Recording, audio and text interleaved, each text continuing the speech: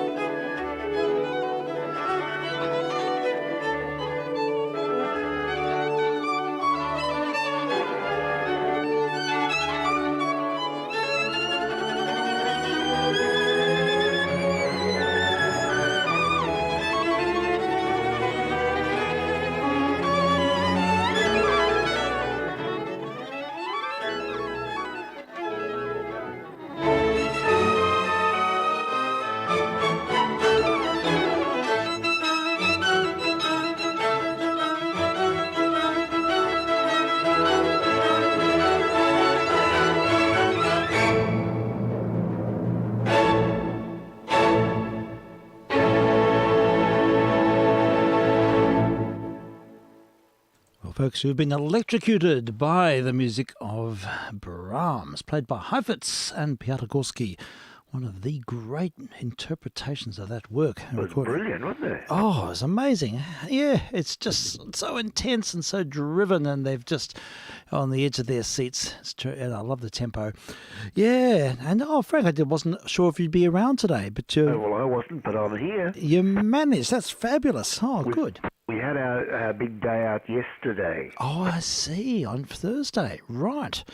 Because that was much more civilised than I'd thought. We went to the Danish club for lunch. Oh, did you really? Danish club? Okay. Wow. Wonderful. Yeah, I don't know where the Danish club is. It's in Little Burke Street. Oh, that's interesting. It was. I've been to the Italian club and the Czech club. Oh, okay. At various times I've played at those places. Have you? Yeah, well, yeah, years gone by, but I don't know about the Danish club in Little Burke Street. Well, that sounds excellent. Did you have Danish food? Yes, we did. We had a lovely 5-course sort of meal with each of them had a small glass of aquavit.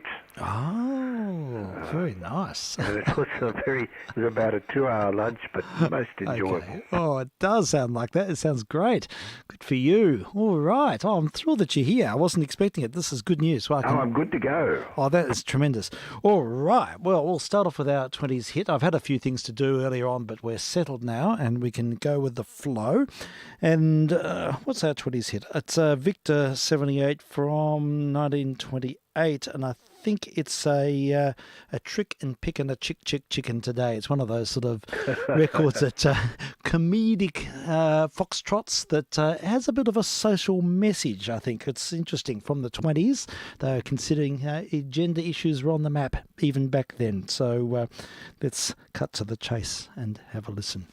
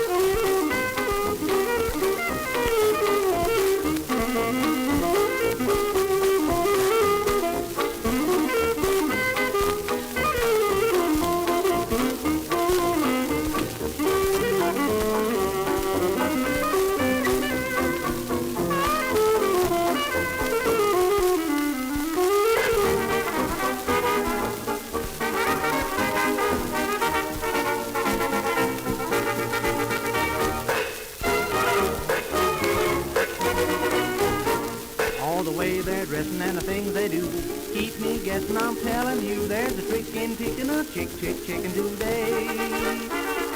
Gray-haired granny and a sister Sue, I can't tell them apart, can you? Oh, the trick in picking a chicken today.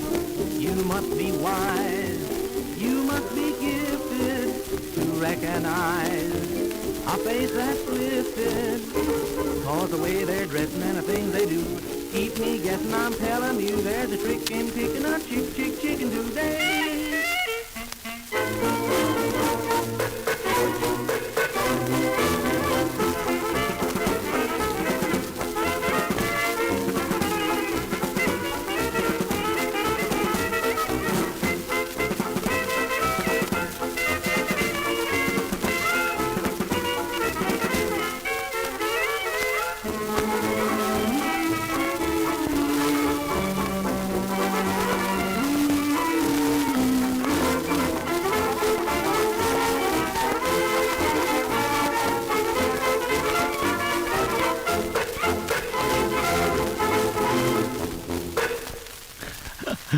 A very well-worn HMV disc from 1928.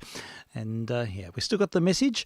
And, Oh, yes. Yeah, and, it had all of those sort of syncopated little quips that we get from music of that time, and I do like the words of that. Yes, they're very clever. It is, yeah, sort of looking at the emancipation of women at that time, and sort of gender fluidity and all that sort of thing, starting to move into the public conversation. It's always interesting to hear those sort of records. Another one that's just popped up on the tube today is a recording of Ray Miller and his orchestra, another hot band from the mid-20s. And it's a song I usually associate with Coon Sanders' Nighthawks, but a different version of it, and it's pretty hot. It's good fun. And the name of the track is She My Girlfriend? Oh.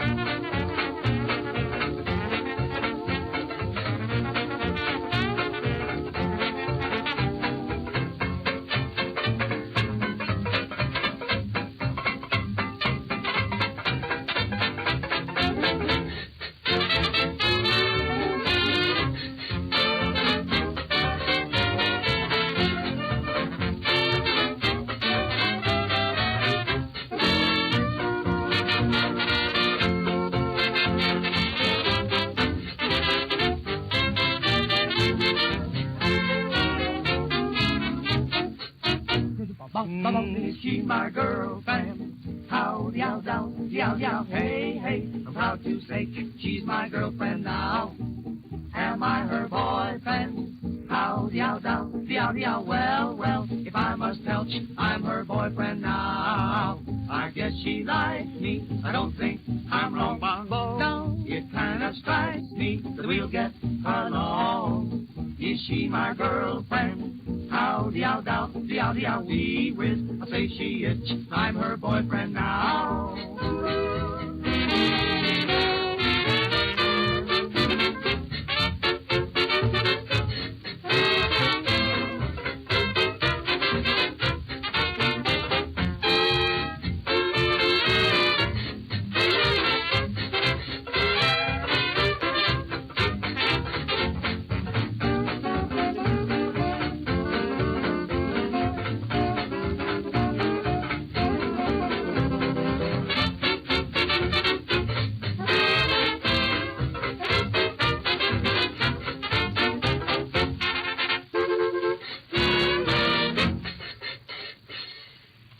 Ray Miller and his band there, and Is She My Girlfriend, from about 1927. And whenever I see a Ray Miller record, I always put it to the on the playlist because they're so hot. Don't know much about the band, but do like the orchestration. It's quite different to the stock orchestrations you hear of that piece. Yeah, full of its own sort of own interpersonal approach. And, excellent band, Ray Miller. I can refer the listener to the original version of this, and this is the version I always sort of come back to, I suppose, with this song. And from the same year, it's Coon Sanders' original Nighthawk Orchestra.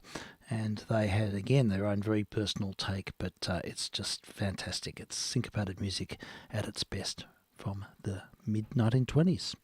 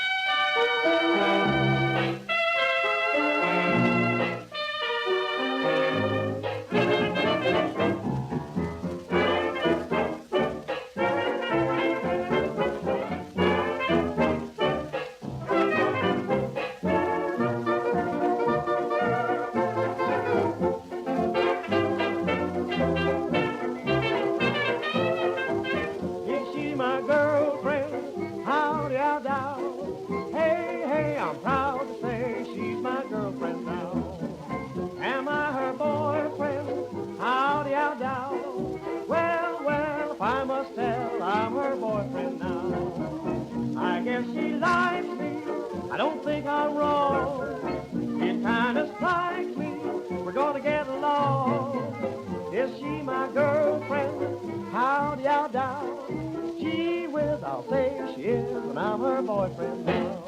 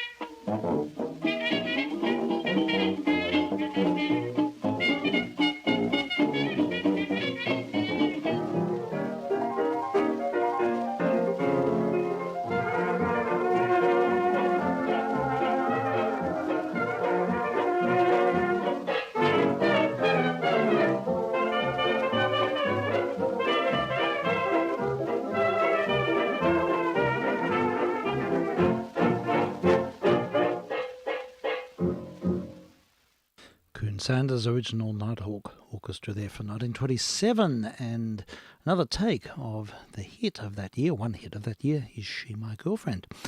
So, anyhow, we shall move forward. Have we still got you there, Frank? Yes. Ah, yes. VK3JR, Indeed. working VK3SL. Yes, test missions on 160 and on UHF and streaming online and all of that. And JR is on 145.04 FM. Yes, crossband duplex. And so is VK3OP. Ah, great to hear from you too, Frank. Good evening. Hi there. Evening, Stephen. Good evening, Frank. Yeah. Hope you're both well, VK3OP. Yeah, we're all good. I think everything's... Today's the last day of holidays, so I'm a little bit sort of indignant about that. I did have to work a bit last week, but it's all a bit unfortunate. That old chestnut.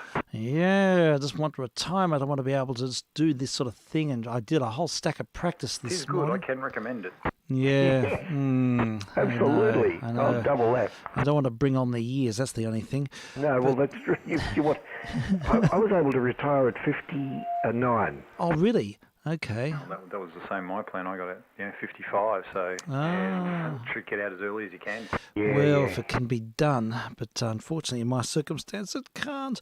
But look, I will. No, it'll work out. We'll work out something. Things will slow down. I think my plan is to slowly change the balance. I think you've got more control over, sort of year by year what you do, though, Steve.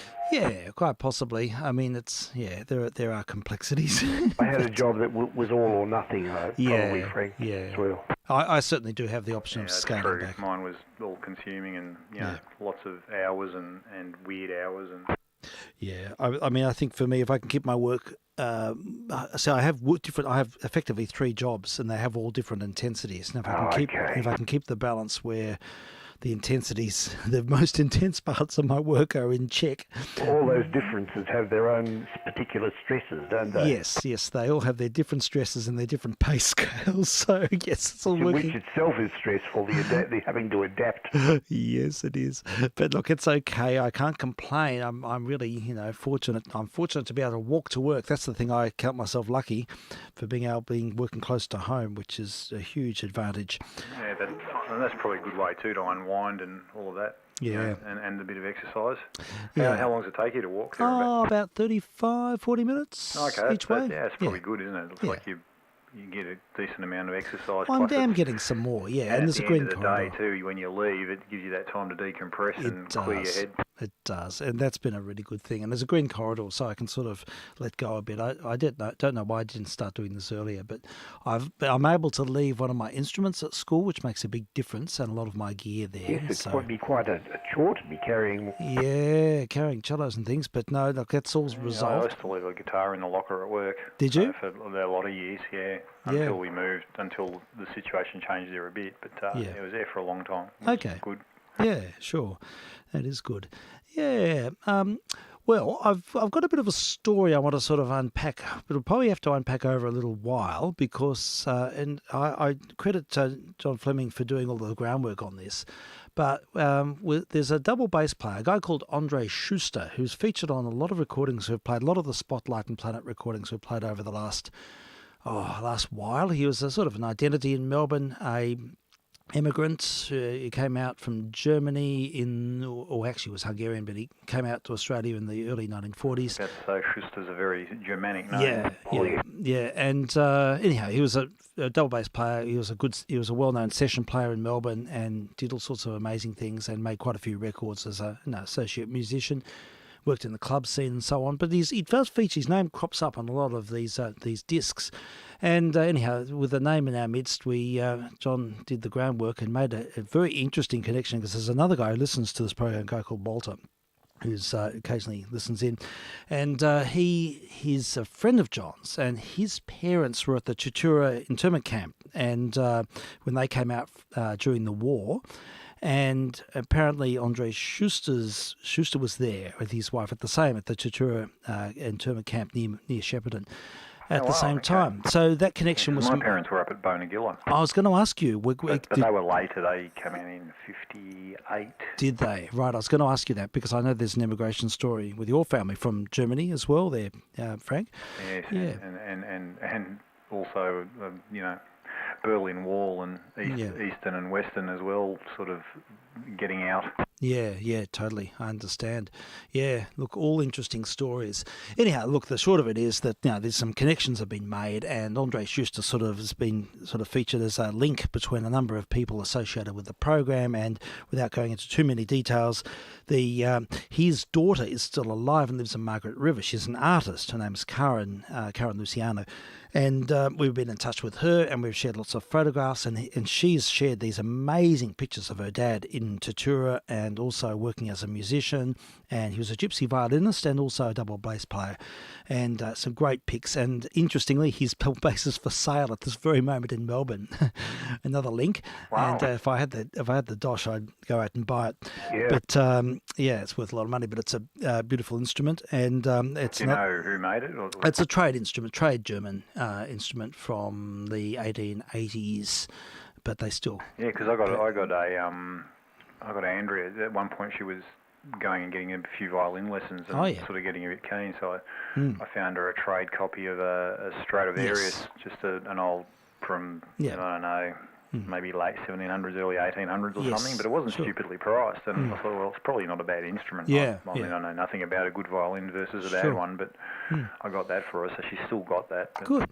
Look, they're really good to have, old trade instruments. I've had them at various times, and they're often quite well made. They are direct copies. Usually they are copied that's from. What I figured. If they're a copy of a good instrument, and given the date, it's manual craftsmanship. Yeah. So. That's right. They copied the external parameters. They didn't copy the thicknesses of the plates. That's a dark art, which you can't really emulate. But the instruments they're very worth having, and they often work extremely well. In fact, my main cello is sort of a trade instrument. It's an old gypsy cello, and it's not a copy of anything, but it's of that ilk. It's sort of made in a more folksy sort of tradition. Sounds lovely too. Yeah, it works very well. It's just it's extremely good wood.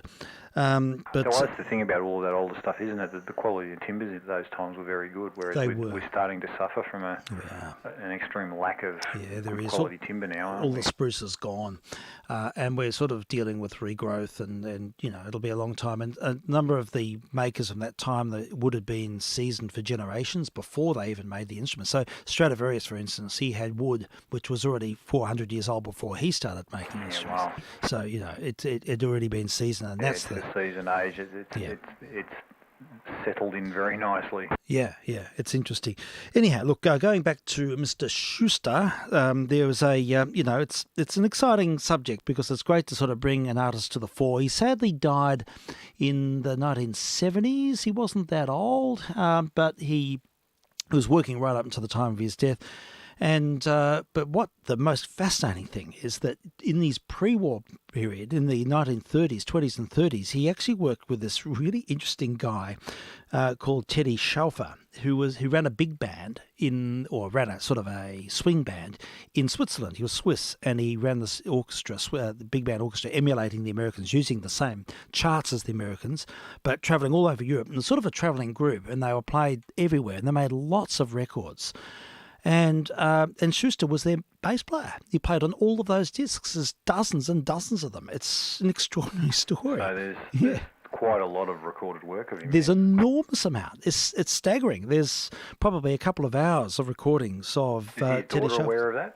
Yeah, she is. She was aware of it, but perhaps not the full extent of how many recordings there are. And, this guy was Teddy Shuffler, he was a bit of an entrepreneur, and in his later years, he was a sort of a hotel manager in Acapulco. and he married, he married one of the famous movie stars, Lemmy, what's her name? She's the one who did the missile thing, Hedy Lamarr. Oh, wow.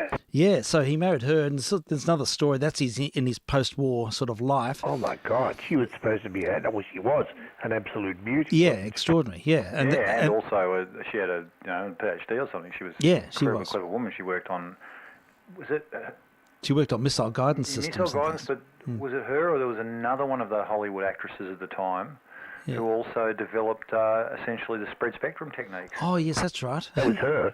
I think it might have been her. But anyhow, look, we digress because that's another really interesting subject. But she did it in conjunction with a bloke. Yeah. But basically, it was the idea of frequency hopping. Yeah, I think that's right. Yes, that's the story. Anyhow, but I think Teddy was only with her for about a year. But we'll put that as a side. But there was a liaison there. But look, this guy was a bit of a maverick. He was a very gifted saxophone player, and he ran this band, Swiss band, and they just toured all throughout the 30s and made lots of records. And Hitler hated them, but he needed them because he needed for. As a way of what's the word? I'm trying to think to try and dupe people into. Yes, indoctrinate them. Yes, indoctrinate. Using other means to sort of suck them into thinking everything's great and having a good time. And that's right, for propaganda. That's the word I was trying to use. He was trying propaganda, he tried to exploit them, and then he came and went, and he was also a bit opportunistic. So there's a bit of blurry edge there as well, but. Anyhow, Teddy Shuffler is an interesting character. He made lots of records, and they are bloody good. They are really good. He's a fantastic band. It's very interesting to hear American bands or American music played by European musicians who have a very different take on things. They just don't swing in the same way, but they've got their own intrinsic qualities. So it's really fascinating stuff. So look, we'll play a couple, I think. We'll start with this recording from 1936, and that does feature all the photos have Andre Schuster in them of the band. It's amazing. And here's their take on St. Louis blues. And apparently Mr. Stauffer plays the saxophone solo in this.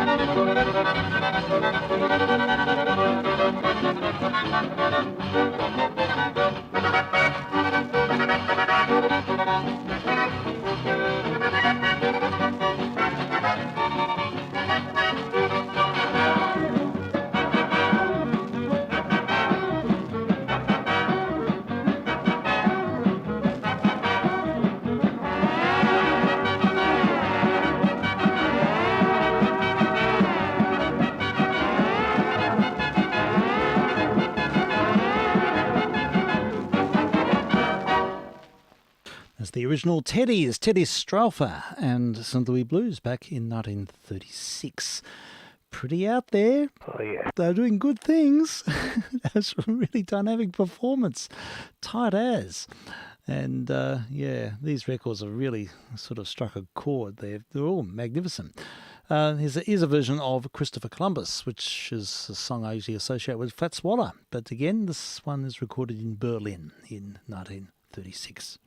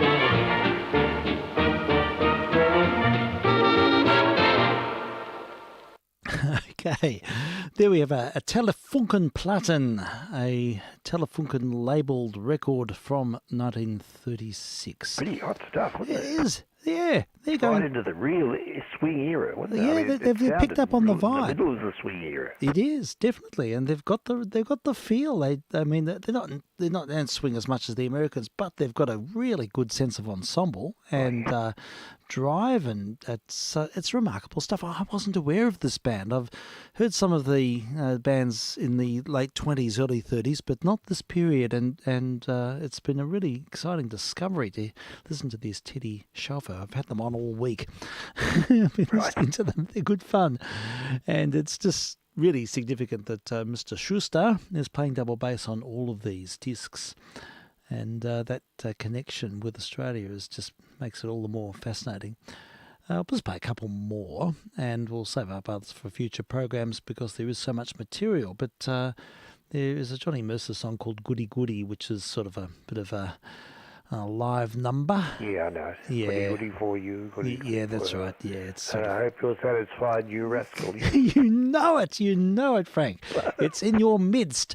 All right. Well, we'll cue it up. We'll listen to another Telefunken disc from that period, from 1936. In fact, I've even got a date, July the 14th, 1936. This was recorded in Berlin.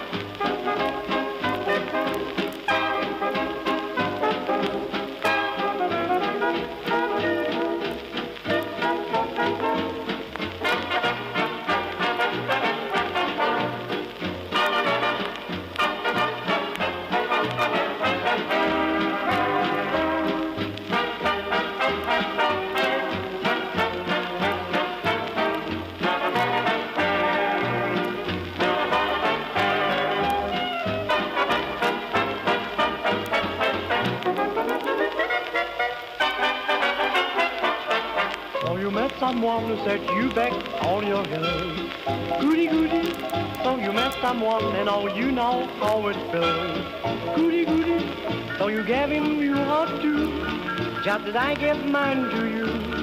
And a broken little pieces, now how do you do? So you lie awake just singing the blues all night. Goody goody, so you think that love's the battle of dynamite. Hooray and hallelujah, you hadn't come to yet. Goody goody for him, goody goody for him, goody goody for me, goody goody for you. And I hope he's satisfied to rescue you.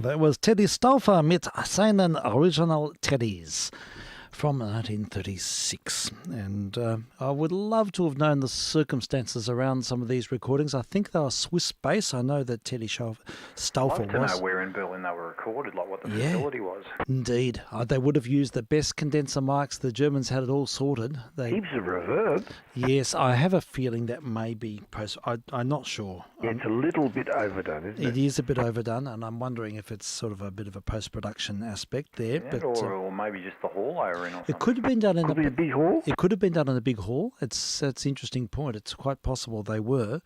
And but in 1936, the technology was. I mean, the Germans were at the frontier with their first generation of magnetophone machines.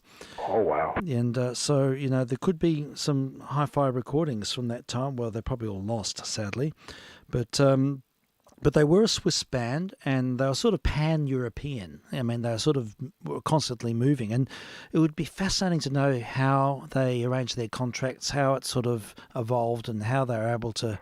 What period did they record up until? 1939. Oh, okay, right, the outbreak of war. Yeah, at the break, and then they dispersed. Now, it's. I'd love to know also what happened to all the members of the band. There's all these European names, Hungarian names, German names, and Dutch names, and what happened to these people? Where did they end up? I imagine anyone would have gone back to their home countries, particularly in an outbreak of war. Yeah. So Dutch and Swiss would have been staying out of it. But, yes, I imagine so. But anyone from Hungary would have been on the bad end, particularly the bad end of things early on. Yeah, I know. Unless they ended up working elsewhere purely for, because I guess, because that's the other thing during war, there was still quite a lot of entertainment stuff going on. Yeah. There was an interesting thing about, it was up around Birmingham in England, where all of the playhouses, because of the Blitz on London, all of the major directors and playwrights and the actors all essentially moved up there because there were so many playhouses they could keep the industry going. Right. Through the war years when London, everyone was getting out of there because of the Blitz. So they found a place. And I'm just wondering, I imagine there would have been similar scenarios across Europe. There probably were. It was important to keep morale up, and there would have been safe places for people to keep working, I imagine. It's an interesting point. You sort of wonder about the plight of these musicians. I'm wondering, even though they ended up under, the Nazi rule, but, somewhere like Paris because it was still quite a, lifeblood of, artisans in Paris through the war. Yes, there were, although Paris was, of course, occupied. But at the same time, there were interesting dynamics. I know that Teddy Stauffer fell foul of the Nazis, but they were trying to exploit them for propaganda as well, and he was opportunistic. So they sort of gave them license, but didn't. It was sort of one of those funny dynamics. Yeah, it would have been, you can do this as long as you toe the party line and do it this way. Yeah, and I'm sure that, they would have been on a fairly good wicket, I imagine, for a bit. Oh, I would think so, compared to a lot of people. Yeah. Oh, gosh, wouldn't it have been interesting to do a social history with Andre if he'd hung around for a bit longer? It would have been great to. I wonder if anyone interviewed him. It's kind of pity Mum and Dad aren't still alive because, during the war years, Dad was on the front and Mum was, she was one of the kids that was moved away to Austria. But it would have been interesting to see their recollections of, music, what they were hearing on the radio at the time, whether this, the name of the band was any prominence to them. That's right. It would have been very. Did you ever interview your parents, Frank? I talked to Dad and he agreed to do it near the end, but then he got ill and passed. So I actually bought a mini disc recorder and was going to sit down with him and record and just sit of an evening, let him have a beer, a glass of wine, whatever, and we sit there and chat. And because I was really amazed that he agreed to do it. Because for a lot of earlier years chatting to him, he just wasn't interested. No. It's a part of his life he just wanted to leave behind. Yes. I can totally understand people not wanting to talk about it. Yeah, it must have been such a dark period and so complex in allegiances and trying to sort of... he's the basic of him is he and his two brothers, 5 sisters, they all lived on a farm in the East Prussia, Ostpreußen region, which is now Lithuania, essentially. Yes. Okay. And some Nazi recruiters in inverted commas turned up at the door of the farm and you got no option. Pointed the machine gun into his father's face and said, "Your 3 sons are now in the army." So that's how they all ended up in there. And Dad ended up in Stalingrad, of all places, but managed to.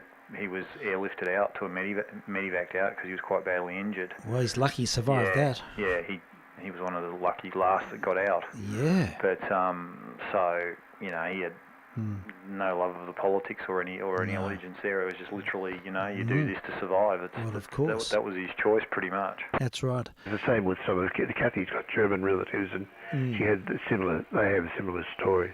Yeah. It's very common. And I know she's like a work colleague who's Hungarian descent, and the stories of her family, stuff of them having to get out and just, survive that side of it, and then for them as well, after the Soviets took over, then to get out of Hungary because of the Soviet rule and what they were doing. So, the poor buggers, particularly in those eastern regions, they copped it twice. Yeah, they would have got the double whammy. Yeah, I know. And how do you cope? What do you do?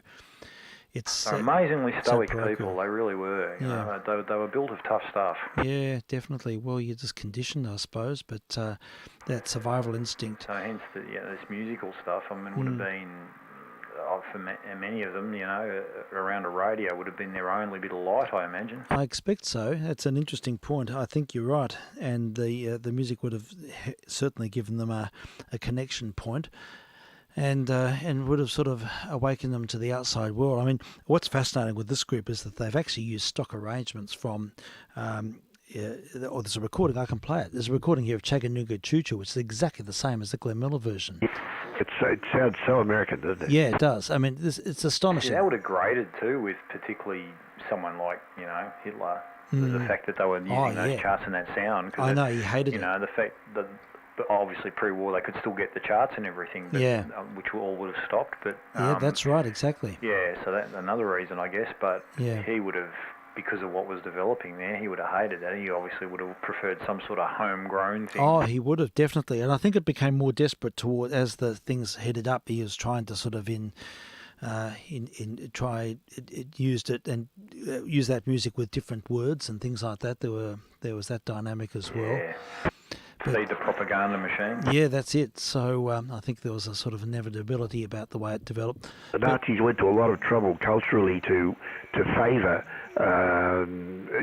sort of very, very openly German things like Wagner. Yeah, well, definitely. Oh, absolutely. And they also had, they had a huge propaganda machine in terms of the film industry. They were producing a lot of films during the war era. It was quite elaborate storylines and stuff, all to feed that into that machine and to, make the general populace think that, just reinforce how great they were and that everything was going so well and that, And there's some really perverse stories of how Jewish people were sort of were allowed to survive on the condition that they made concentration camp type films about their internment, which suggested that they were living in luxury and they were, there's great distortions. The slave labour they were subjected to that was highlighted when I was over there in 2020, and my nephew and his partner, we did a bit of a trip around. We ended up at Peenemünde, where the V1 and the V2 rockets were developed under Werner von Braun. Okay. And there's now just a power station, the inlet, but there's a museum there. Yes.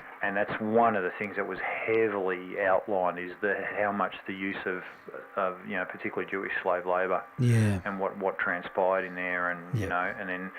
And it just posed that question for you to ponder, is that the fact that, the Soviet, Russian rocketry programs and the American programs were built off the back of they were. Those scientists, and hence the work of all of those, Jews that, were worked to death in there. Indeed. Well, he's largely attributed to the sort of the early success of work that led to the moon launch. Von Braun was one of the senior. Once the Americans got him, he was one of the senior designers still on of the Saturn V rocket that put man on the moon. He was heavily involved. Yeah, sure. And I think von Braun was one of the consultants in the Fritz Lang film from 1928, Women on the Moon, where they have the first countdown. Yeah, I think so. Yeah, I think you're right. And they have the rockets in that film. This is all imagined stuff because it's Weimar Republic. It's before the Nazis came to power. But all their imagining of a moon rocket was very similar to what came after. It looks very similar to the V1 and V2s, put it that way. Yeah. Well, because I think von Braun was already, because he's old. He wanted to go, to space and to the moon and beyond, and that was always his calling. And obviously, he got indoctrinated. Well, I don't know about indoctrinated, but he got certainly pulled into the machine, and certainly ended up, was made to toe the line and develop them for their purposes. Yes, I have to say, I'm going to go and see the film Oppenheimer when it comes out next week. We're going next week. Yeah, when it comes out. We've already got ticks good to for see you. the 70mm version. Oh, really? Yeah, at IMAX you've got the option of seeing the laser vision or 70mm print. So we've got ticks for a 70mm. Good for you. I'm going to see it, but that would be an incredible experience. Well, it's because it was shot in 70, so wow. Interesting. Have you seen any of the reviews? I've seen a few. People are coming away saying they're quite moved and almost shell-shocked when they walk out. Yes, I've heard that too, and I'm very keen to see it. Wow. Oh, you'll have to give us a report on it, and I'll be there. And Frank, I'm sure you, Joe, you'd enjoy it too. It'll be a must experience. So it's obviously got. Is it Western actors? Is it in English? That's what I'm trying to say. Oh yes, it's directed by Christopher Nolan who did Interstellar. One of my old relatives. So it's huge in its scope. Nolan. The cast is huge. There are people in it like Emily Blunt, Matt Damon, amongst others. The guy that plays, I'm trying to think of the actor's name that plays Oppenheimer in it. really clever casting, because when you even just look at him in terms of his physique and his look, he's really similar to what Oppenheimer looked like. I know, it looks the same. Quite amazing. It's sort of scary, really. It's a big cast. But it is a location work, and because of Christopher Nolan's, the way he likes to do things, no, there'll be CGI in it, no doubt, there always is, but a lot of it, as much as possible, is shot to be in camera. Yeah. I'll be there, all right. Oh, absolutely. You have to go. It'll present well. I've heard about it. Yeah. Oh, it'll be good. So that's on the list. So it comes out next week, doesn't it? Yes, I'll probably start screening Thursday night or something. Yeah, right. Okay, well, I'll have to find an opportunity to go. But 70mm experience will be extraordinary. Yeah, all right. Well, look, we'll continue. We'll see a little bit more of the Teddies, the original Teddies, the music of Teddy Strother and Mitsanen original Teddies, says. And I'll play an American, their version of Chattanooga Choo Choo, which is a work synonymous with Glenn Miller's band, but they use the same stock arrangement, but with a European flavour. Back to 1938.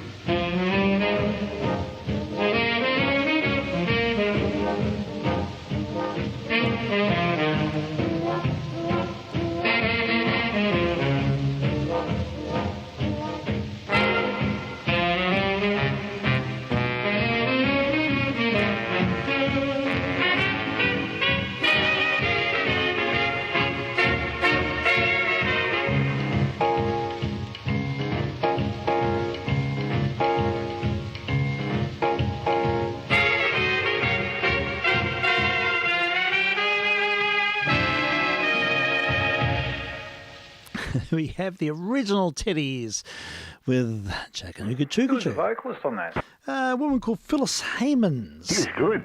Yeah, it's funny how it's very straight, really, but it's marvellous. I love it. It's just got a very different flavour. It's the same arrangement, but it's sort of sanitised. Yeah, it is. It's very clean. And just Mr. W's just sent me the message saying that the actor playing Oppenheimer's name is Cillian Murphy. Oh, right. Wow. Cillian Murphy. Okay, thank you. We look forward to seeing the film. Yeah, that was really interesting, but just a little bit too good. It was just too perfect. Oh, yeah, too. Just clean and succinct and scalpeled. But there's an interesting story here. Very Germanic production. It is, indeed it is. It says here, Chattanooga Choo Choo by Teddy Struffel's original Teddies with the vocal by Phyllis Heymans. It says Ernest Heinrich Teddy Stauffer, 1909 to 1991, was a Swiss bandleader, musician, actor, nightclub owner and restaurateur. He was dubbed Germany's swing king of the 1930s, and he was born in Switzerland and grew up in Merton and Bern and played the violin and the saxophone there in an amateur band from 1927. And he began performing with his own band in 1928. Gosh, goes way back. Yeah. Stauffer was to become, with the original Teddies, the most successful big band leader in pre-war Germany in the late 30s. Okay, it was a pretty good band, really. Really tight. They're excellent musicians. Oh, yeah. Yeah, they're called the original. They were called the Teddies because the bear emblem in the coat of arms of the city of Bern in Switzerland. How about that? Isn't that interesting? It wasn't about Teddy Stauffer. Well, Teddy wasn't his real name anyhow. Sure. Yes. I'm wondering whether Stauffer was even a modification. It could well have been. Because you remember the guy who was one of the cohorts on the on the assassination attempt on Hitler was Stauffenberg. Interesting. Oh, okay. Well, there we go. Yeah, and he has of Swiss heritage, but it goes on to say they enjoyed great popularity with their concerts during the 1936 Olympic Games in Berlin, and later at the famed Delphi Dance Hall in the same city with their interpretation of original American swing music in their style of Benny Goodman. And it says his jazzy swing music style, however, brought Stauffer increasingly into conflict with the German Reichsmusikkammer, a Nazi institution which promoted good German music while suppressing other denigrate music. The band, surprise. Yeah, Indeed. Yeah. The band happened to be in Switzerland when the war. Polkas in. Yeah.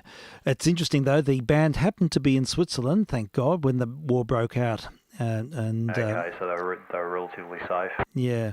And Stauffer immigrated to the United States and then to Mexico, where he sort of lived until the 1990s. Acapulco. Yeah, that's where he hung out. He ran a hotel there. It was a very holiday kind of town too. So I imagine he probably just playing in a little, somewhere maybe, doing sort of shows for the punters. I expect so, and it said he delighted in hosting all of the Hollywood elite. So I think he probably found a nice little comfortable place there. And why wouldn't you? Why would you not? Exactly, right. After that. And with, pina coladas on tap. Yeah, he's a very sort of immaculate looking fellow, very cool, calm and collected. And there's footage of him right up until fairly recent times. It's very interesting.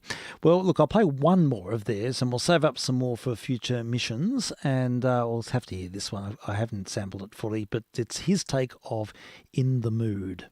Another the old Glenn Miller thing. Yeah. Oh, wow. Yeah.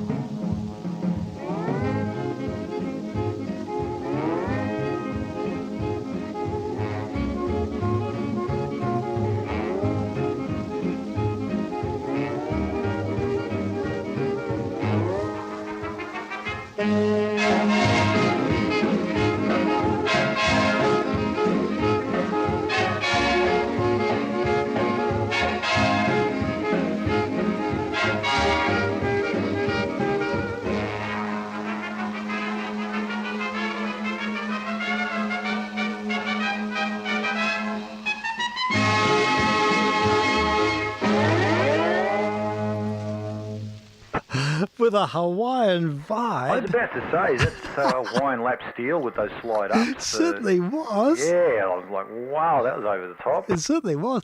Amazing. How about that? I love it. It's just a completely different feel. Great. You know what it almost sounded like every time he did it? You know where my brain went every time? Where did it go? The intro to Looney Tunes for the cartoons. Yes. Yeah, I just went, hang on a minute. Yeah, that's right. I think he was packing a punch. I reckon he was taking the piss a little bit. You reckon? Oh, or maybe, or sort of saying we are a part of, no, not taking the piss, but saying we are a part of American culture, so stuff it to the I think that's establishment. That's it, yeah. Yeah, in the other way, you know what I mean? By sort of celebrating because that sort of slide guitar is a signature sound, isn't it? I mean, it's everything. Yeah, but gee, that was a big slide. It certainly was, right through it though. And not just once, but almost over every and over. time. But In otherwise, case you missed it the first time. yeah, and look, the Tex Beneke sax solo and the Henry Goodwin trumpet solo were both exact copies. It was they were working from the original chart. Note for note. Yeah, interesting, fabulous stuff. Not quite getting all the nuances though. No, very different feel. I mean, even the sort of phrasing was different. It was quite a pronounced difference. But it's amazing how you can use the same notes but just have a different aesthetic. Yeah. But I quite like it. I like it. And yet, apart from the slide, the tag at the end was almost identical. Yeah, it was. Yes, the write out at the very end. Yeah, all those A flats. Oh, I love it. It's fantastic. I have to listen to more Teddy Schauffer's band. I've got to go and order the I takeaway. tell you what, gentlemen, I've got to go too, but I've got something special lined up for the next little bit for the write out today. And I went to Another Life with Dexter. No, not Another Life with Dexter. We'll give Dexter a bit of a rest. I think you're very wise. Yes, it does get a little bit tiring. But I have in my hand Hancock's Half Hour. Oh, great. And this is one I picked up at the op shop today. I love Hancock's Half Hour. Oh, look, they're marvellous. And I was going through the pile of records in the op shop and lo and behold, Hancock on an Astor, and I turned over the cover, and it says, it's the Radio Ham. Oh, that's very funny. Yeah, which is what's one of my very fave episodes. So we'll put it on. So we'll have to ignore the pans and the SOSs and things. And, that's all right. But not only that, Steve, but on the other side, you've got one which is just as good. Oh, the Blood Donor? Yes. Yes, I know. As good or if not better. I know, the Blood Donor is magnificent. I grew up with that. My dad used to play it all the time and in hysterical laughter. And I grew up to appreciate that. But the radio, I'll play the Radio Ham today, and we'll save the other side up for another one. And we'll be back tonight and doing our usual strut at 11:30. And I've got a movement from the B minor mass from 1926 to play for you, Frank. Oh, great. It's a very interesting historical recording. 1926? Yeah, it's a very early electric recording. It's just turned up. That'll be nice and slow anyway. It's very slow, and it's 850 voices. Oh, my God. in the Albert Hall in London. Wow. How they cram them all around one mic. I know, exactly. It is one mic. Just a bit squeezy. Just a bit in the Royal Albert Hall. It's got Teco City. But, it's an interesting historical document, and it's showed up this week. So we'll feature that. Great. And other things. We'll just go with the flow tonight. Thanks, fellas. Thanks for the shared experience. Always good. Good fun. Thank you. Yeah. K3sl. And we'll try and catch up with Olivia. She's back. Oh, good. How was the trip? Oh, it was amazing. Yeah, and she's brought back some vinyl. Oh, look out. So we'll, some 45s, because that's all she could fit into her backpack. Yeah, fair call. Yeah, but anyhow, she'll... They got a much better chance of surviving the trip. Exactly. Do you think you could tempt her to come on air and you could have a conversation with her? Oh, look, we're planning to do that. Yeah, we talked about it the other night. We've been looking at her slides every night, or her pictures every night for the last couple of nights, and they're just breathtaking, and I just wish I was travelling again. But, it's so exciting. Quick one, what was her favourite place? Oh, look, I reckon, she toured with a choir, and they performed almost every night. And in all throughout Italy, that was a really intense tour. They gave concerts, and sometimes 2 concerts a day. So she had that cultural immersion. So she was working in Verona and Milan and provincial parts of Italy, and then she went to Spain, and she got to sing at that amazing church in Barcelona, the Gaudi one. Oh yeah. Did they get to La Scala at all? They didn't go to La Scala, but they sang in lots of churches, so that was a big thing. But before that, she hung out. I think Prague was her special time because Prague's pretty amazing. Yeah, she stayed with our friends in Prague, our walking friends, and they were just so good to her. And they just. Did she visit the John Lennon pub? Yes, she did. It was fun. She did, and she just did a lot of things in Prague, and they're really sort of adventurous spirits and stay up all night and just took her to everything and yeah, I'll let her tell the story, but she just came back full of stories and just feels like she just wants to put all her energies into travel. Were there any recordings made, do you know? Recordings of the choir. Of the choir. Look, they performed at 2 festivals, and we've got a few snippets on Facebook and stuff, but if we can find one to play, that could be good.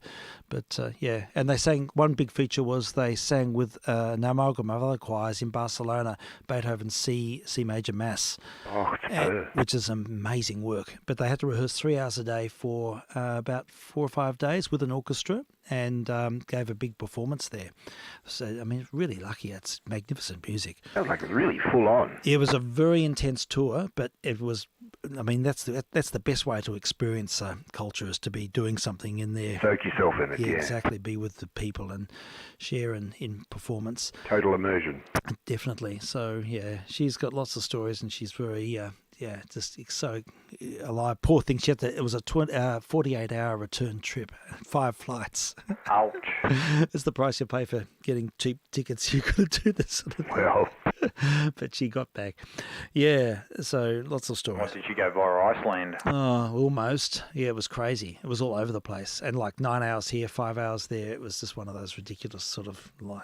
When you're young, it doesn't matter. Yeah, look, she had time. She wrote an extensive diary, and she just had her own headspace and listened to lots of music. So, yeah, I'll let her tell a tale. Bring her in. Please. So, yeah. All right, then, fellas, we'll finish here, and I'll put on this Hancock half hour. And 3J are going to listening. And, yeah, VK... That's right. Pico doing listens. Okay, thanks, gentlemen. vk3sl, test missions on 160 and on UHF, and also streaming online. Now we'll hand over to Mr. Hancock.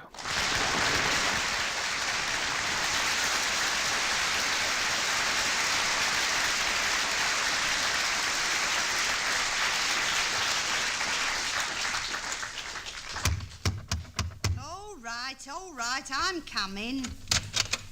Oh, it's you. Haven't you got your key? If I'd had me key, I wouldn't have knocked on the door, would I? Look, I'm a landlady, not a commissionaire.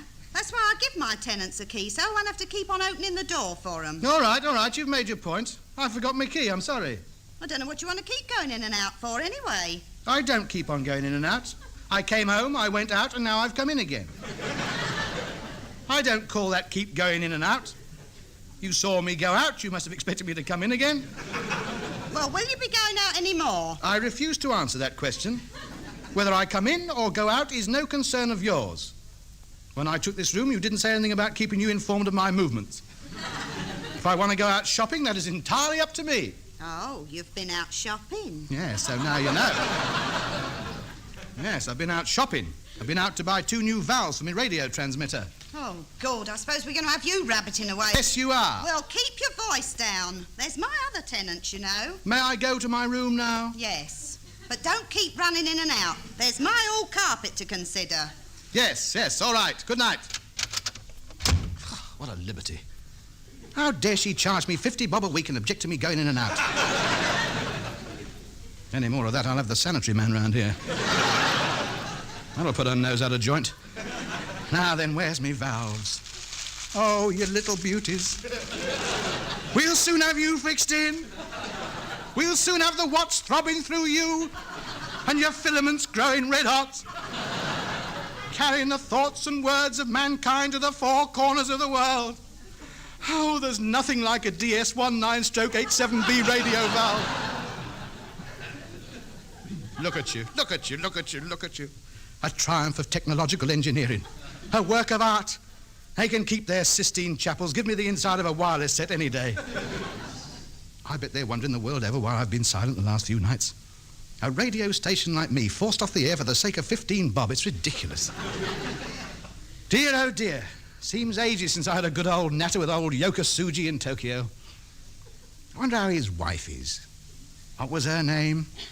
Radiant flower of the divine heavens.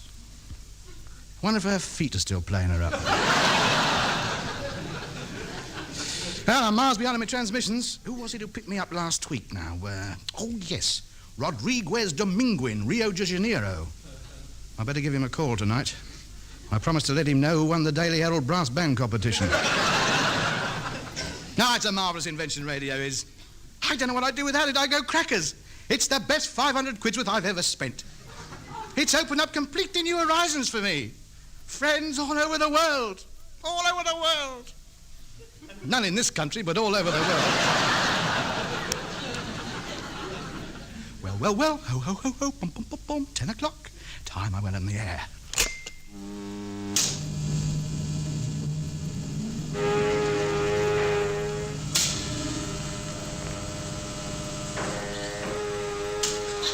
This is the BBC Home Service. Here is the new... Oh, for crying out loud. I can't get them on me portable. Tune into Japan and there they are. This is GLK London transmitting on the shortwave band on 10.4 metres at a frequency of 250 megacycles per second. This is GLK London calling HB24D Tokyo area. GLK London calling HB24D Tokyo. Come in, Tokyo. Hello, hello. HB24D Tokyo. Yoki, how are you? No. How are you? No. How are you? How are you? How... This London GLK, how getting are you?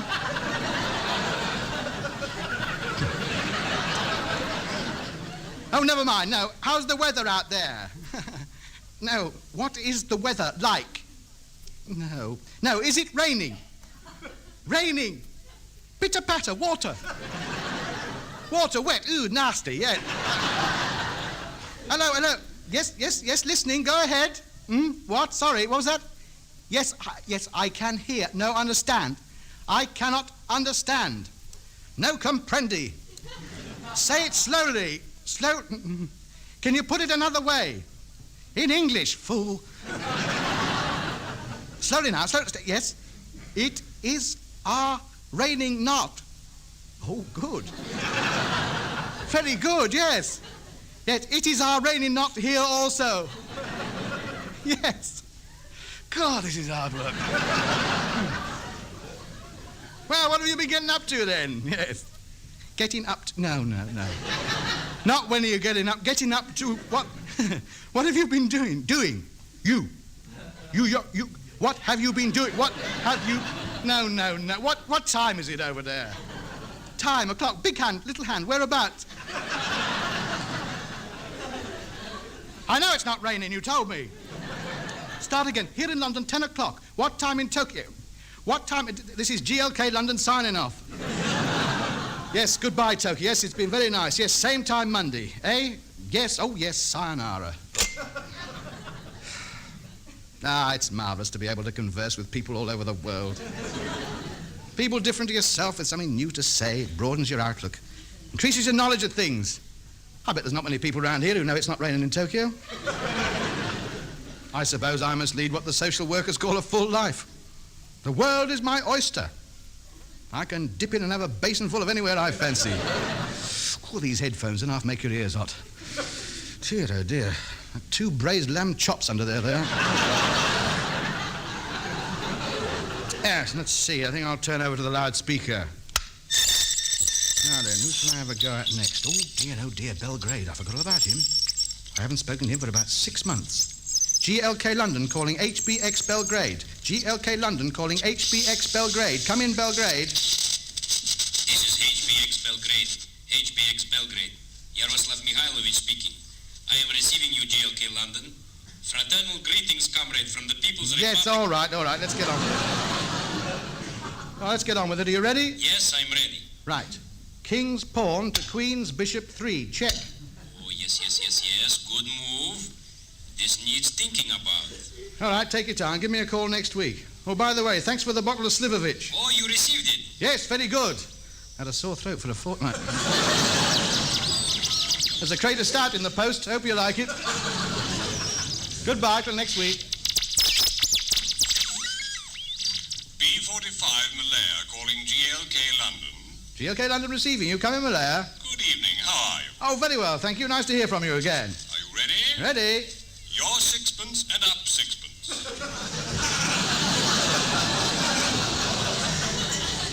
All right, I'll see you. Full house, kings and sevens. Oh, what a shame. 3 aces. How much was it? 12 and sixpence. I'll send you a postal order. What's the weather like? Beautiful, not a cloud in the sky. Good.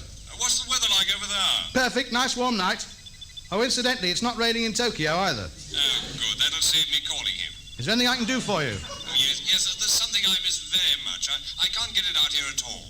Anything you like, just name it. A tray of bread pudding. Tray of bread pudding? I can't send that to the post. You can send it by plane, cargo service. All right, I'll get my mother to make you one. Do you want sugar on it? Oh, yes, please. Right, signing off now. Cheers. GLK London calling CX3 Birmingham. Come in Birmingham. This is Birmingham. I'm receiving you. Come in London. Hello, Harry. Hello, Tom. How are you? Fine. Harry, do us a favour, will you? Nip round to my mother's and ask her to make me a bread pudding. Will do. Are you ready for the game? Ready for the game? Yes. Right, 6. 1, 2, 3, 4, 5, 6. Up the ladder. Square 46. Another go. 3. 1, 2, 3. Down the snake. Back to square 27. Right, I'll have my goldsman a night. How's the weather up there? Pelting down it is. What a pity. It's not raining in Tokyo. I know. I've just been speaking to him. Well, good luck to you. He can't even understand me. I don't know how he manages with you. Good night then, Harry. Good night, Tom. Oh, Harry, tell my mother sugar on the bread pudding. Right, Tom. Good night. Good night. Roger and out. This is GLK London calling all stations. GLK London is closing down. Will be off the air for 5 minutes while he has a quick cough and a drag. There. Phew, it's very tiring, this broadcasting lark. How they sit up at Broadcasting House all night in their evening dress, I do not know. I think I'll have a fag. Ah, that's better. Dreadnoughts for men. Get the girl of your choice with a dreadnought.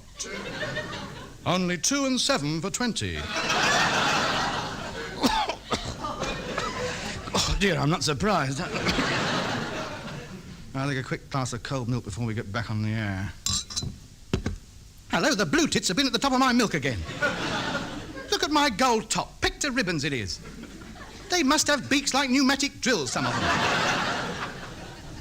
I will not have great feathered heads stuck in my milk bottles, guzzling the cream.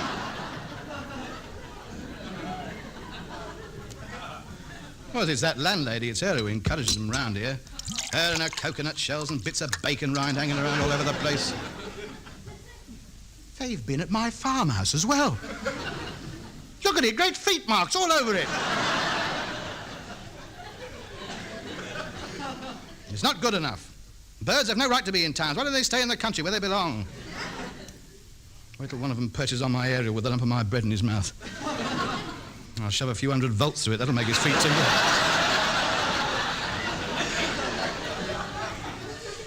Yes, that'll make his feet tingle. I wish something exciting would happen. It's a great invention, this, but I don't know. I can't help feeling I'm not getting the full use out of it. I mean, the chess game gets quite exciting at times. Vicious, even. But let's face it, the bloke upstairs is a better player. And I didn't really lash out £500 on a room full of high-grade electronic apparatus to find out whether or not it's raining in Tokyo. There's no doubt about it. Long-distance games of snakes and ladders and is it raining is not, to my mind, exploiting the medium to its fullest potential as envisaged by Marconi. Sort of race for life, that's what I want. Whole boatloads of sailors becalmed on the China seas, chickered down with yellow jack. Inert bodies crumple over half-eaten dinners, limp legs hanging out of bunks.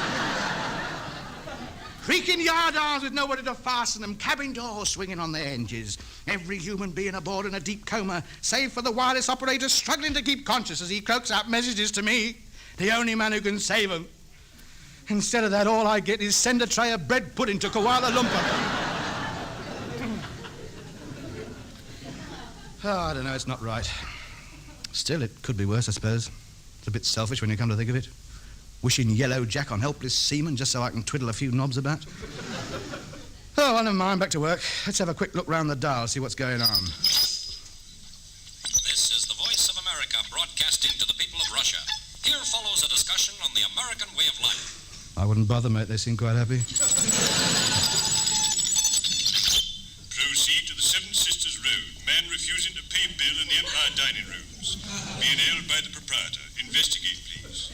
Car 35, report received. Drinks being served in the Three Kings, Agamemnon Road at 11:15. Three Kings, Agamemnon Road at 11:15. That's not bad. I'll make a note of that. Here, Desdemona. What if he finds us here together? I couldn't stay away, Robin. I no longer care what he thinks. Oh, my darling. Hold me close. I want to stay with you forever. Oh, Robin. Oh, Robin. Oh, God.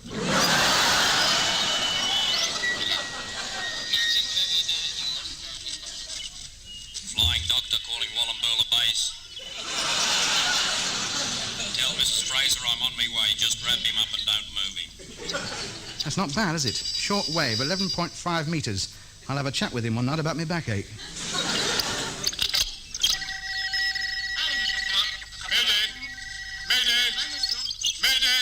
Mayday? What's he talking about? That was weeks ago. It's nearly June. Mayday, that's a code word.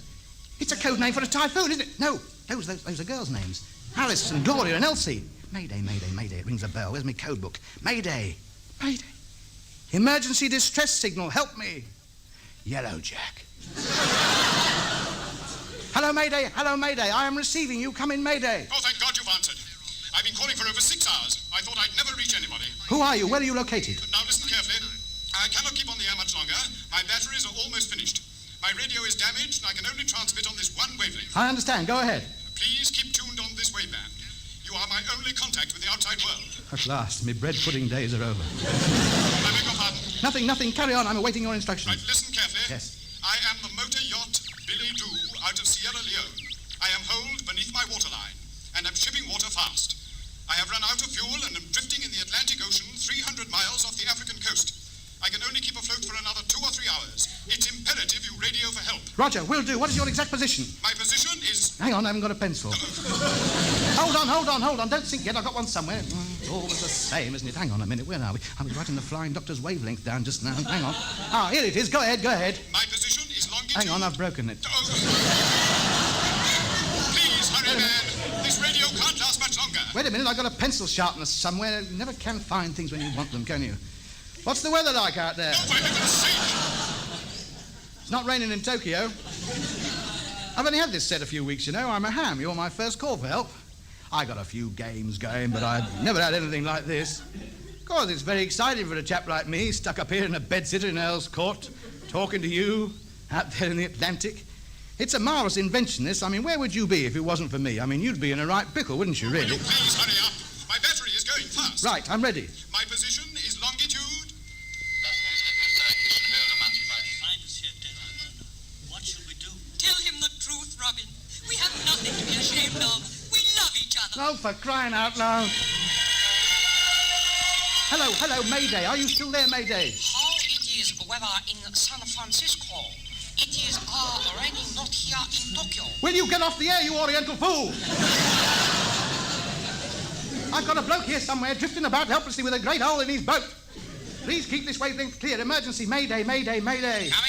This is Sydney, Australia. I'm receiving you loud and clear. What's wrong? Not me. I've got a Mayday waiting for me to help him. You lucky blighter. I've never had a Mayday since I started. Now, where is he? You keep out of this. He's mine. Anyway, I don't know. I've lost him. I'm the only one he can get in touch with. I've got to find him again before it's too late. Clear off. General call. Will everybody please keep this wavelength clear? This is an emergency. Hello, Mayday. Are you receiving me? Come in, Mayday. Oh, get off. Come in, Mayday. Hello, Mayday. Where have you gone? Oh, he's probably drifting about. Why can't he chuck his anchor overboard? How does he expect me to find him if he keeps moving about? 3 degrees west. Did you get that? Hello, Mayday. Yes. Did you get that? Get what? My position. I just gave it to you. No, I lost you. Would you mind repeating it? Go of all the incompetent... Is there anyone else there? This is an emergency. No, there isn't anybody else here. It's not my fault I lost you. I'm quite capable of dealing with it. Well, pull yourself together, for heaven's sake. Now, listen, my good man. Don't you take that attitude with me. I'm doing my best. It's not my fault you've got a hole in your boat. You should learn to steer it better, shouldn't you? Now, give me your position again and don't let's have so much of it. I'm sorry. Here is my position. Hang on, there's somebody at the door. I don't care who's at the door. Take my position down. This is a matter of life and death. It's no good. I can't hear. I'll have to open the door. Hang on. Don't go away. Yes? Would you stop playing with that radio of yours? I'm trying to get to sleep. Some of us have to go to work in the morning. What are you insinuating, madam? Just because I don't go out of the house the same time as you in the morning, it doesn't mean to say I don't work. You stop making that noise. What noise? Talking to those silly people all over the place. They are not silly people. Snakes and ladders and how's the weather. I've heard you. This is not a snakes and ladders call, madam. This is an emergency. There's a man with a hole in his boat. Well, it's his own fault. He shouldn't be out in a boat at this time of night. It's not this time of night where he is. It's yesterday afternoon.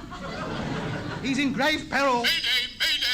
Listen to the poor devil now. Push off. If you don't stop, I'll call the police. Let him find someone else to talk to. You don't seem to realise the gravity of the situation. Mayday.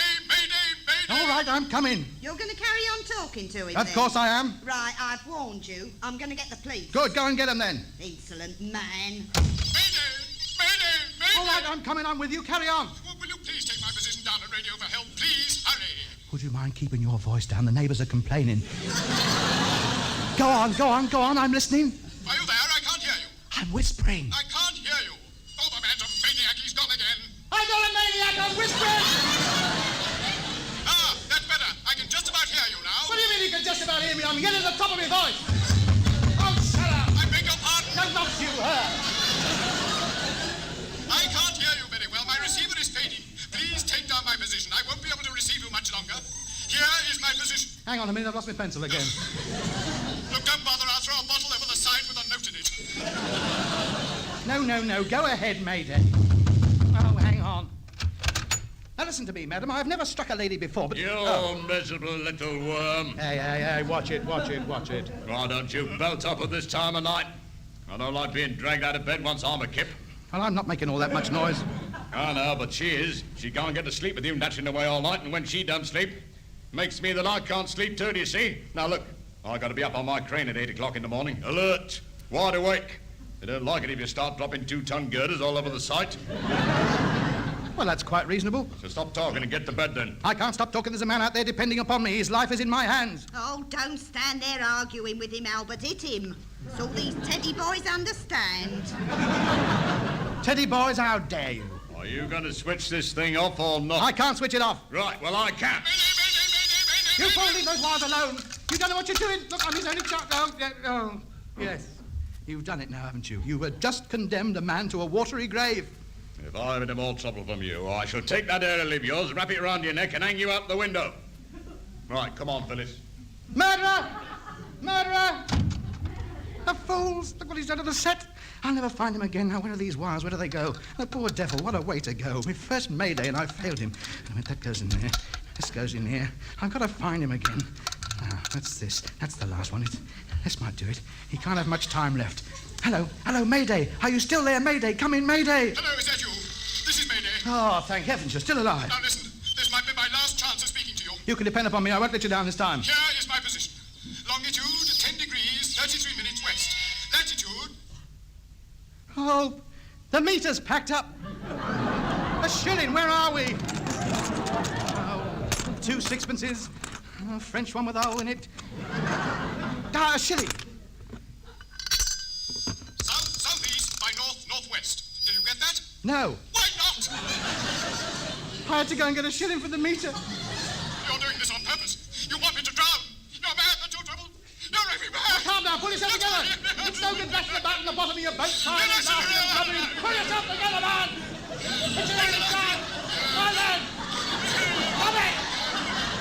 That's your space. Save your strength, please. Now then. That's more like it. Carrying on like that, Now, clearly and concisely, give me your position. Are you sure nothing else is going to go wrong? Of course nothing else is going to go wrong. You're coming in loud and clear. I've got my pencil, I've locked the door, and there's a new shilling in the meter. I've got the best set in London, I built it myself. I can do no more than that. It's now up to you. Right. Here is my position. Yes. Longitude 10 degrees, 32 minutes west. Latitude 5 degrees, 22 minutes south. Will you repeat that? Latitude 10 degrees. No, longitude 10 degrees. Oh, yes. Longitude 10 degrees, 22 minutes west. No, 32 degrees west. No, you're wrong there. Look, I know what I am. I've got the compass in front of me. No, you said 22 degrees west. No, that was the latitude. 5 degrees, 22 minutes south. No, 32 minutes south. No, I've got it down on my pad. 32 minutes south. I didn't say that. You did.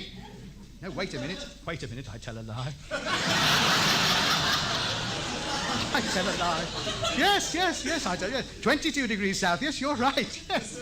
I can't read my own writing. It's a game. Now, look, let's start again. Yes, right. Longitude 10 degrees, 32 minutes west. Longitude 10 degrees, 32 minutes west. Correct. Now, we're getting somewhere. Now, we'll have you out of this in no time at all. Now, carry on. Latitude 5 degrees. Are you on fire? No, it's me. It's me valves.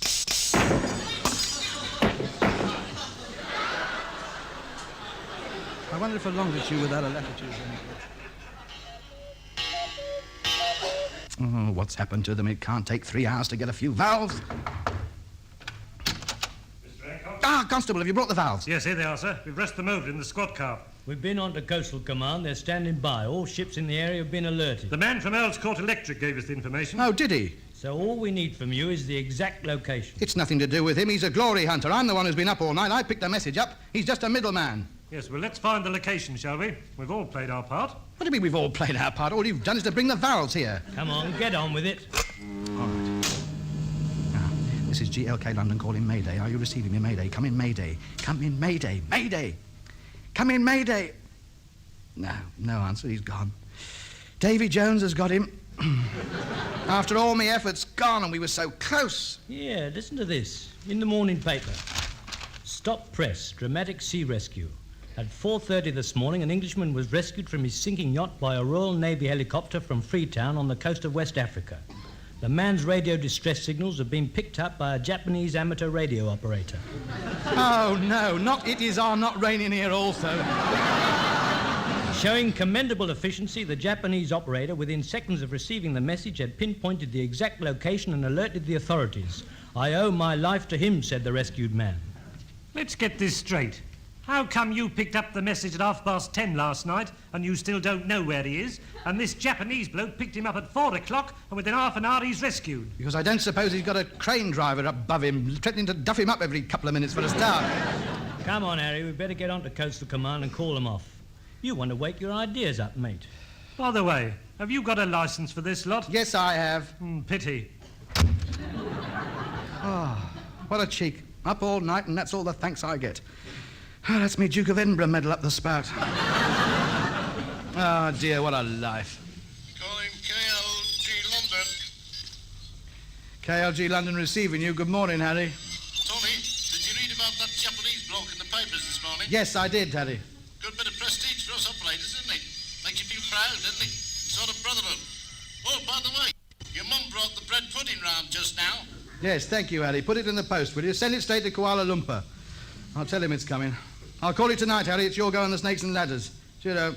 GLK London calling Malaya. GLK London calling Malaya. Come in, Malaya. Mayday. I'm sinking in Indian Ocean. Please get help. Is there anybody receiving me? Come in, please. This is urgent. I have much time left. Hello, Mayday. GLK London receiving you. Come in, Mayday. Hello, London. Thank heavens you are there. I will give you my exact position. Longitude. Just a minute. I wouldn't bother if I were you. I'm not very good at this sort of thing. You'd be much better off with somebody else. But I'm sinking. It'll be much quicker in the long run, I assure you. Good luck. HBX Belgrade calling GLK London. GLK London receiving you. Go ahead. Did you hear about our Japanese comrade? Yes. I've heard about it. It's your move. King's Bishop to Queen's Rook 4. Checkmate. Check. Oh, what's the use? I'm turning it in. This is GLK London calling the world. GLK London calling anybody who's listening. Is there anybody who wants to buy a radio transmitter? Now, come on. Let's have you. What am I bid? £20 Australian. Australia. £20. Any advance on £20? 2,000 yen. 2,000 yen I'm bid. Now come along. There's 2 new valves in it. 350 Deutsche Mark. Any advance from the German gentleman? 800 penny. Right, how much is that? 1,000 rupees. 1,000 rupees I bid. Now come along, gentlemen. Knives down for the full house. Now come along. Let's have it.